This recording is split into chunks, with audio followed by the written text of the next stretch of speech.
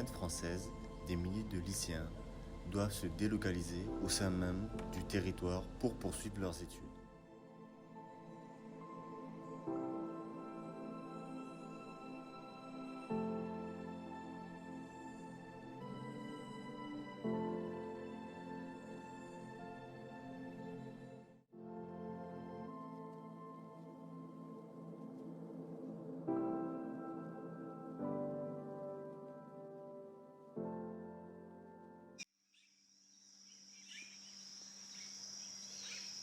Bonjour, je m'appelle Cédric Kabila.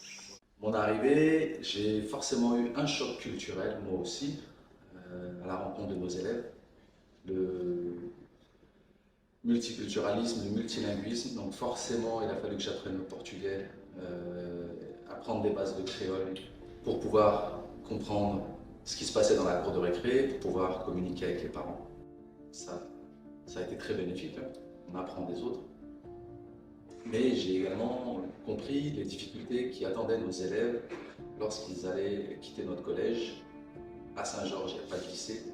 Donc forcément, à un moment, si on veut poursuivre ses études, il faut partir de Saint-Georges. Je suis Louis Ataïd, je suis le père de Grazielli Victoria, une très belle jeune fille, d'un regard doux, affectueuse, gentille, de peau claire.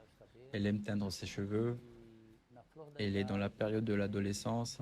Elle est très belle et intéressée dans ses études. Elle a beaucoup évolué dans la langue française. Et aujourd'hui, elle est en route pour aller au lycée Lama Prévost.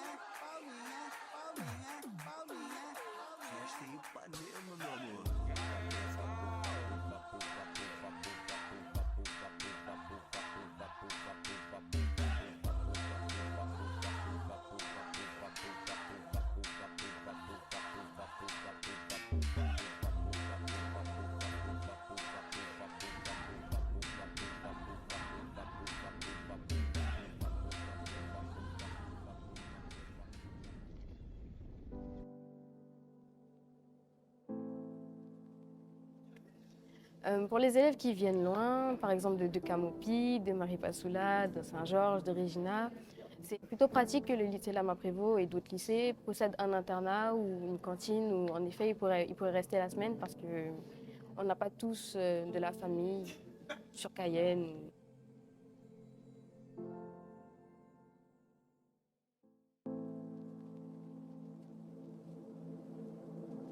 C'est un peu fatigant parce qu'en fait, j'habite à Oyapock et il faut que je traverse le fleuve.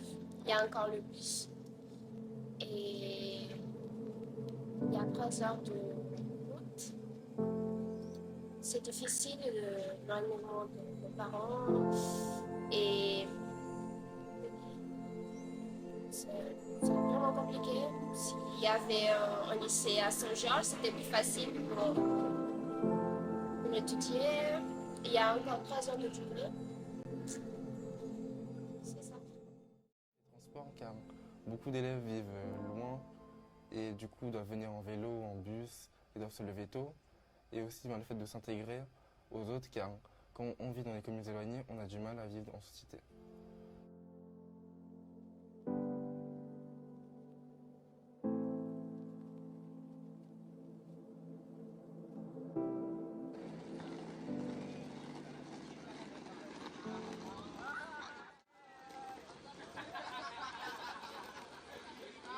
Bien sûr, pas seulement à moi, le père et la mère, mais aussi toutes les familles de Saint-Georges. On reste terrifiés par cette situation. Le danger du bus est c'est trop fréquent. Car la route de Saint-Georges et de Cayenne est terriblement dangereuse. Nous ne savons pas qui est le conducteur, qui les prend en charge, s'il est réellement compétent. Alors tout ça nous met mal à l'aise.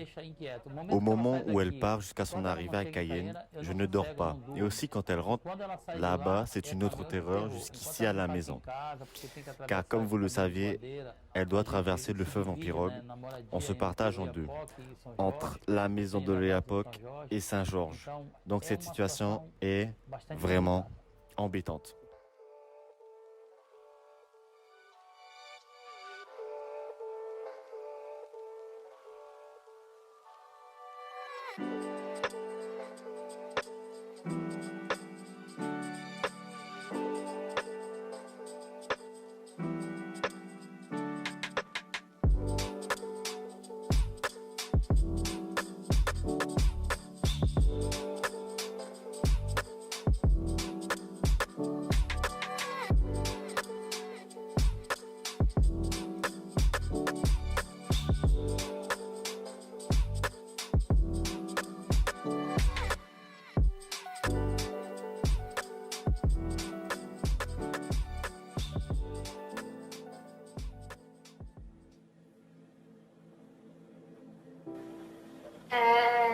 La routine au lycée est un peu fatigante, les études sont un peu difficiles. Je m'améliore et à l'internat, j'ai une bonne relation avec tout le monde. Il y a des horaires pour les études et ça m'aide vachement pour faire mes devoirs et aussi pour m'organiser pour dormir. Je suis heureuse, je suis avec mes amis, je partage la chambre avec ma meilleure amie. Et à part la clim, pour moi c'est bon. C'est une situation très désagréable.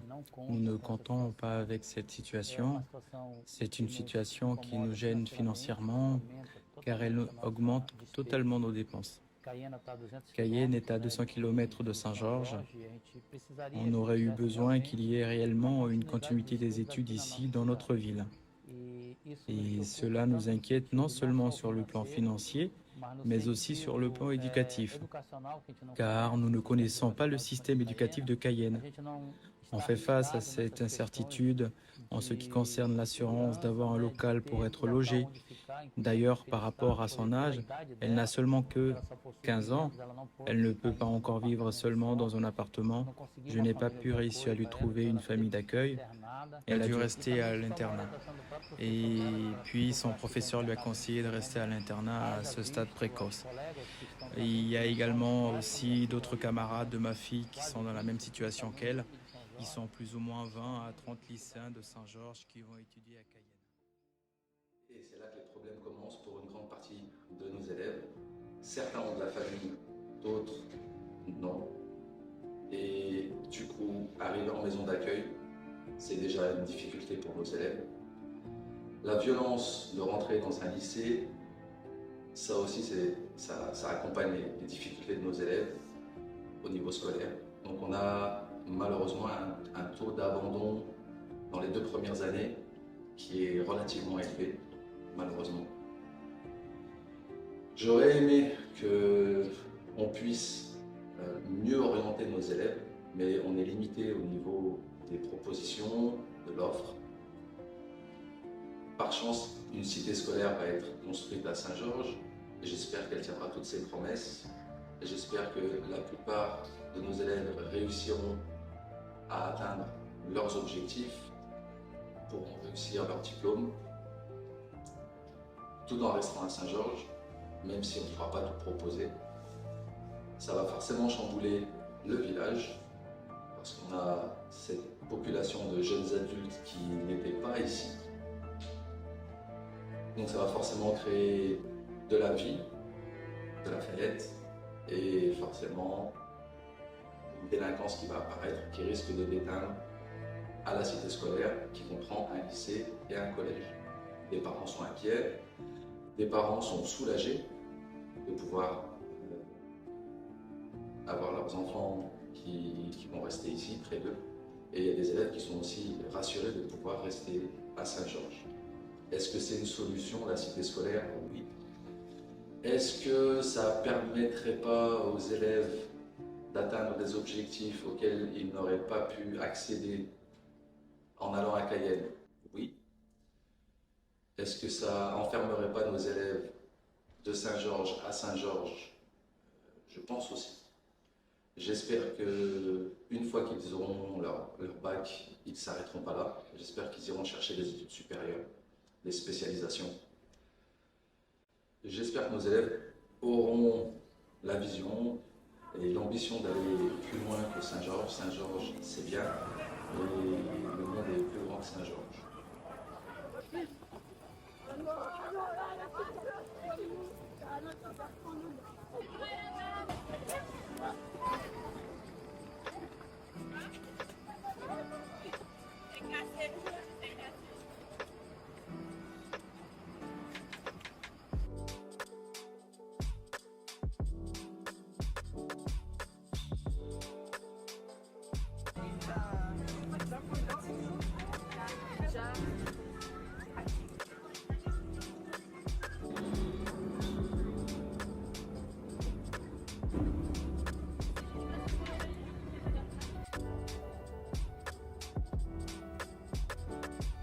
La RN2, ce calvaire des jeunes qui la fréquentent régulièrement, replète d'accidents hebdomadaires.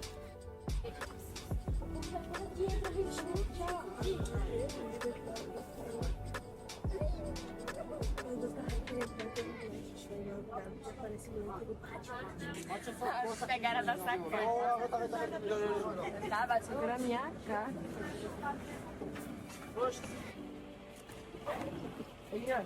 Esse boi vai deixar você lá embaixo.